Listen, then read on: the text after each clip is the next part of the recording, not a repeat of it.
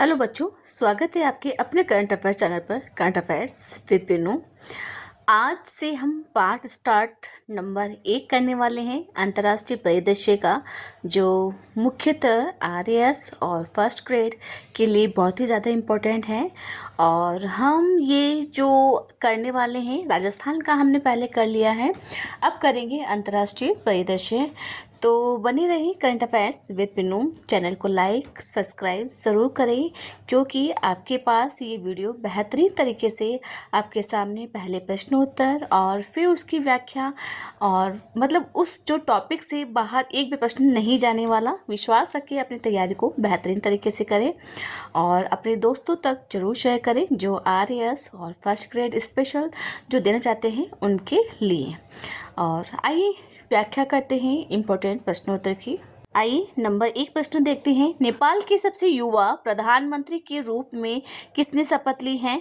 पुष्प कमल दहल, शेर बहादुर देउवा, बालेंद्र शाह, रामचंद्र पौडेल। तो इसका आंसर होगा नेपाल के सबसे युवा प्रधानमंत्री के रूप में बालेंद्र शाह ने शपथ ली है। आइए देखते हैं अगला इम्पोर्टेंट प्रश्न। बालेंद्र शाह का संबंध किस राजनीतिक दल से है? नेपाली कांग्रेस, नेकपा एमाले, राष्ट्रीय स्वतंत्र पार्टी, आरएसपी, माओवादी केंद्र। तो इसका आंसर होगा बालेंद्र शाह का संबंध राष्ट्रीय स्वतंत्र पार्टी आरएसपी से है। आइए देखते हैं अगला इम्पोर्टेंट प्रश्न।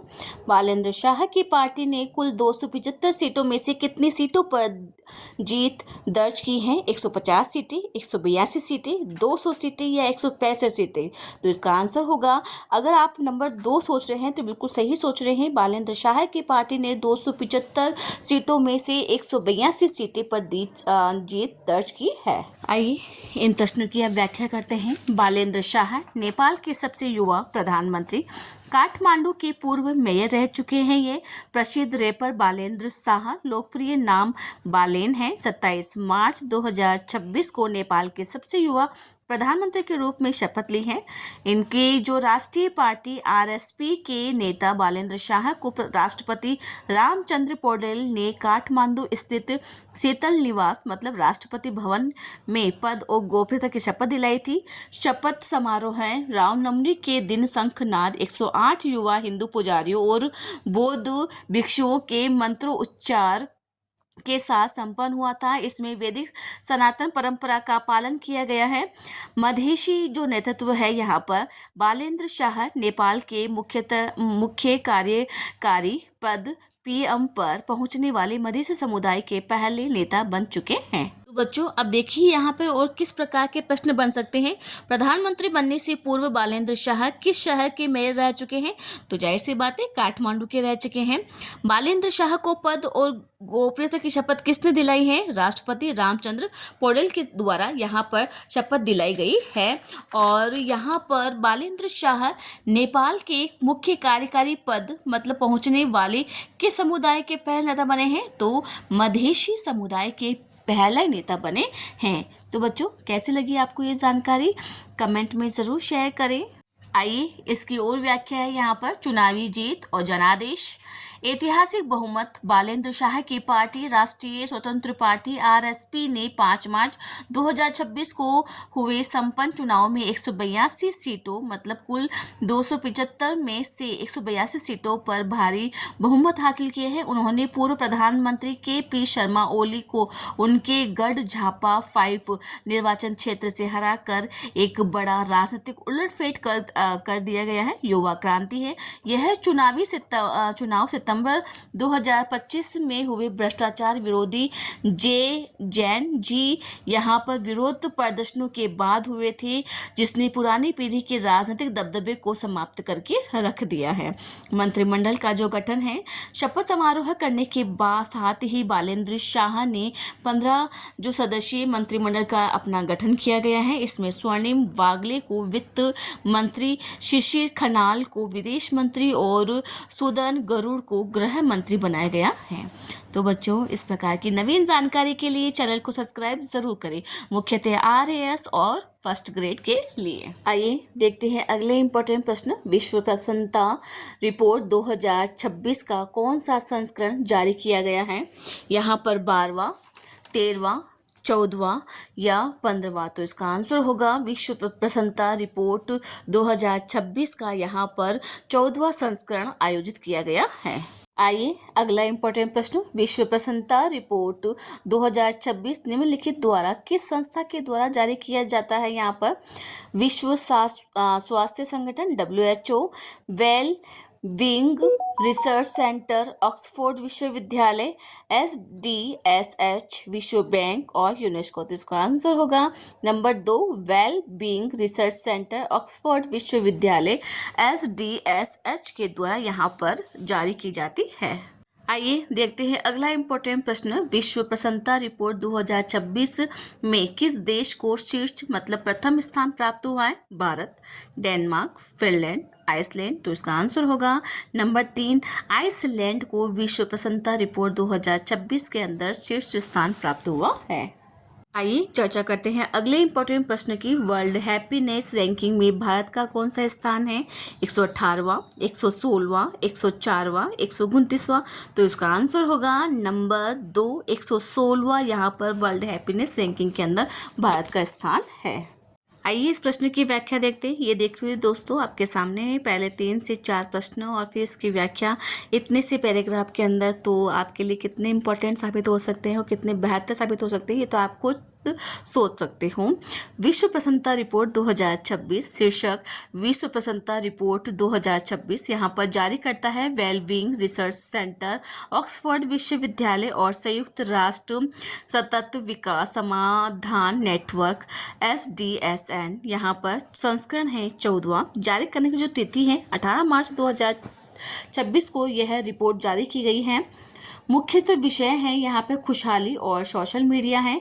रैंकिंग के अंदर यहाँ पर शामिल जो देश है 147 देश शामिल हुए हैं। सूचकांक के अंदर शीर्ष जो देश है यहाँ पर फिनलैंड है और सबसे कम खुशहाल देश है वो अफगानिस्तान है।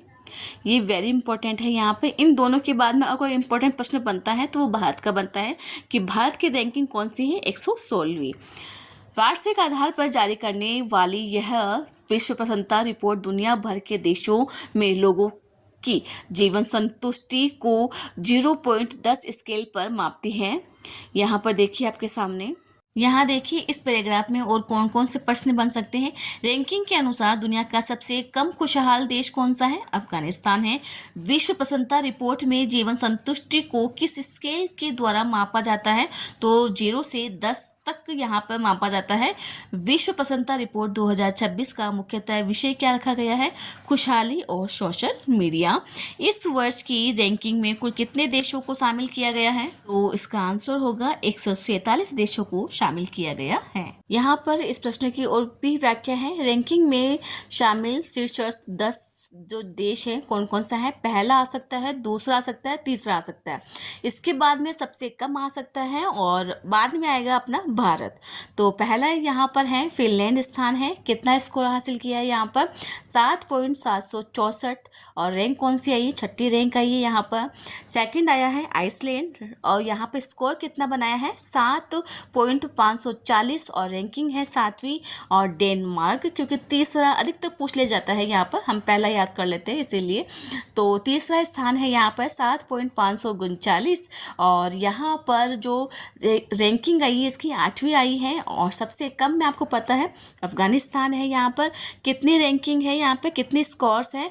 1.446 यहाँ पे स्कोर बनाए गए हैं यहाँ पर इसके अंदर और रैंक है 147 इसकी रैंकिंग है। और उसके बाद में पूछा जाएगा अपना भारत जो 116वें स्थान पर है। स्कोर कितने बनाए हैं? 4.536 पर इन्होंने यहाँ पर हासिल किया है। तो बच्चों कैसी लगी आपको ये जानकारी? प्लीज़ कमेंट में ज़रूर शेयर करें। हमें ये सारा याद नहीं करना है, इतनी सारी रैंकिंग हमसे नहीं पूछेंगे। हमसे जो पूछेंगे पहले के 3 सबसे कम और भारत का। तो हमने 4-5 सवाल याद कर लिए हैं और इस प्रकार की नवीन जानकारी के लिए चैनल को सब्सक्राइब ज़रूर करें। आइए बच्चों देखते हैं अगला इम्पोर्टेंट प्रश्न, विश्व आतंकवाद सूचकांक 2026 किस संस्था के द्वारा जारी किया गया है? WHO, IMP, IEP और यूनेस्को। तो इसका आंसर आप अगर नंबर 3 सोच रहे हैं आईईपी तो बिल्कुल करेक्ट सोच रहे हैं। विश्व आतंकवाद सूचकांक 2026 आईईपी संस्था के द्वारा जारी किया गया है। ये अंतर्राष्ट्रीय जो क्रोनोलॉजी है उससे प्रश्न उत्तर बनाए गए हैं, तो विश्वास रखकर कि अपनी तैयारी को बेहतरीन करें और इस प्रकार के सवाल बनते हैं एग्जाम के अंदर। देखिए अगला इम्पोर्टेंट प्रश्न, आईईपी का पूरा नाम क्या है? Institute for economics policy, institute for economics and policy जो भी है यहाँ पे, इंटरनेशनल फॉर इकोनॉमिक्स प्रोग्राम और इंस्टीट्यूट ऑफ यहाँ पर इकोनॉमिक्स एंड पीस। तो इसका आंसर होगा आईईपी का पूरा नाम है number 4 institute of economics and peace, इसका पूरा नाम है। आइए देखते हैं अगला इम्पोर्टेंट प्रश्न, विश्व आतंकवाद सूचकांक 2026 का कौन सा संस्करण जारी किया गया है? 10वां, 11वां, 12वां, 13वां। तो इसका आंसर होगा नंबर 4 13वां यहाँ पर जारी किया गया है। आइए इस प्रश्न की पूरी व्याख्या देखते हैं। यहाँ पर विश्व आतंकवाद सूचकांक 2026 शीर्षक विश्व आतंकवाद सूचकांक जारी करता है। इस रिपोर्ट को institute for economics and peace और संस्करण है यहाँ पर 13वां। जारी करने की जो तिथि है मार्च 2026 के अंदर हर बार जारी की जाती है। यहाँ पर सूचकांक में जो शीर्षस्थ देश है वह पाकिस्तान है। आइए देखते हैं इसी की व्याख्या अगले यहाँ पर। यह रिपोर्ट 1 जनवरी 2007 से आतंकवादी हमलों के रिकॉर्ड का उपयोग करने के लिए तैयार की जाती है और यह रिपोर्ट 2007 से 2026 तक की 66,000 से अधिक आतंकवादी घटनाओं के डेटा का विश्लेषण करती है और इस वर्ष की रिपोर्ट में आतंकवाद के वैश्विक पैटर्न में बड़े बदलाव देखे गए हैं। सूचकांक के जो 4 मुख्य कारक है यहाँ पर, आप मापन का जो आधार है यहाँ पर किसी भी देश का स्कोर इन 4 बिंदुओं पर तय किया जाता है। यह किसी दिए गए वर्ष में आतंकवादी घटनाओं की कुल संख्या है। आतंकवाद के कारण कुल जो मौतों की जो कुल संख्या है यहाँ पे उसके आधार पर है। आतंकवादियों द्वारा घायल किए गए लोगों की कुल संख्या है यहाँ पर और आतंकवादी द्वारा बंधक बनाए गए लोगों की कुल संख्या के आधार पर यह रिपोर्ट तैयार की जाती है। आइए बच्चों देखते हैं अगला इम्पोर्टेंट प्रश्न, फिनलैंड गणराज्य के राष्ट्रपति कौन हैं जिन्होंने 4 से 7 मार्च 2026 को भारत की यात्रा की थी? सना मारीन, अलेक्जेंडर स्टब, पैटेट ऑर्पो और एंटी रिने। तो इसका आंसर होगा नंबर 2 अलेक्जेंडर स्टब के द्वारा 4 से 7 मार्च को यहाँ पर भारत की यात्रा की गई थी। आइए देखते हैं अगला इम्पोर्टेंट प्रश्न, राष्ट्रपति के रूप में यह उनके भारत की यात्रा कौन सी है? यहाँ पर दूसरी है, तीसरी है, चौथी है या पहली है? तो इसका आंसर होगा नंबर 4 पहली यात्रा यहाँ अलेक्जेंडर स्टब की भारत की यात्रा है। आइए देखते हैं अगला इम्पोर्टेंट प्रश्न, फिनलैंड के राष्ट्रपति की यह यात्रा किस दिशा में द्विपक्षीय संबंधों को आगे बढ़ाने वाली रही है? सैन्य और रक्षा, डिजिटल एवं टिकाऊ, कृषि और व्यापार, शिक्षा और खेल। तो इसका आंसर होगा नंबर 2 डिजिटल और टिकाऊ भविष्य के लिए यहाँ पर फिनलैंड के राष्ट्रपति की यह यात्रा द्विपक्षीय संबंधों के आगे बढ़ाने वाली रही है। ये इस प्रश्न की व्याख्या देखते हैं। फिनलैंड के राष्ट्रपति की भारत यात्रा, फिनलैंड गणराज्य के राष्ट्रपति डॉक्टर अलेक्जेंडर स्टब की 4 से 7 मार्च 2026 के बीच संपन्न हुई भारत की राजकीय यात्रा द्विपक्षीय संबंधों को डिजिटल और तक टिकाऊ भविष्य की दिशा की ओर ले जाने वाली रही है। राष्ट्रपति के रूप में यह उनकी भारत जो पहली यात्रा है जो फरवरी 2026 में फिनिश प्रधानमंत्री पेटेरी ओपो की यात्रा के तत्काल बाद आयोजित की गई थी, जो दोनों देशों के बीच जो बढ़ती हुई जो कूटनीतिक की सक्रियता है को दर्शाती है। रायसीना डायलॉग की मुख्य जो भूमिका है, राष्ट्रपति स्टब नई दिल्ली में आयोजित 11वें रायसीना संवाद में मुख्य अतिथि के रूप में शामिल हुए हैं। महत्वपूर्ण जो समझौते हैं, प्रधानमंत्री नरेंद्र मोदी के साथ द्विपक्षीय वार्ता के बाद 3 प्रमुख देशों के साथ इन्होंने समझौते पर हस्ताक्षर किए हैं। आइए इसकी जो अगली व्याख्या है वह देखते हैं। प्रवासन और गतिशीलता साझेदारी पेशेवरों और छात्रों के आवागमन हेतु यहाँ पर की गई है। पर्यावरण सहयोग वर्ष 2026 के समझौते का नवीनीकरण किया गया है। सांख्यिकी, डेटा साझाकरण और तकनीकी सहयोग के आधार पर किया गया है। 6G तकनीकी और नवाचार संयुक्त कार्य बल, यहाँ पर 6 जो रिसर्च के लिए एक विशेष कार्य बल का गठन किया गया है। भागीदारी, इसमें फिनलैंड को ओलू विश्वविद्यालय और भारत 6G गठबंधन मिलकर काम करेंगे। आर्थिक जो लक्ष्य है यहाँ पर उसके ऊपर देखते हैं। व्यापार जो लक्ष्य है, द्विपक्षीय व्यापार को वर्ष 2026 तक दुगुना करने का लक्ष्य रखा गया है। चक्रीय जो अर्थव्यवस्था है, भारत वर्ष 2026 में विश्व चक्रीय अर्थव्यवस्था मंच की मेजबानी करेगा। तो बच्चों, कैसी लगी आपको ये जानकारी? प्लीज़ कमेंट में जरूर शेयर करें। और ये पीछे वाला सवाल है, इज़ वेरी इंपॉर्टेंट। देखते हैं यहाँ पर, भारत किस वर्ष विश्व चक्रीय अर्थव्यवस्था मंच की सह मेजबानी करेगा? 2025, 2026, 2027, 2030। तो इसका आंसर होगा नंबर 2, 2026 में भारत विश्व चक्रीय अर्थव्यवस्था की सह मेजबानी करेगा। तो बच्चों, कैसी लगी आपको ये जानकारी? प्लीज़ कमेंट में ज़रूर शेयर करें। चैनल को लाइक और सब्सक्राइब करें। अपने जो साथी हैं जो स्टेट एग्ज़ाम की तैयारी कर रहे हैं उन तक ये वीडियो ज़रूर शेयर करें। Thank you.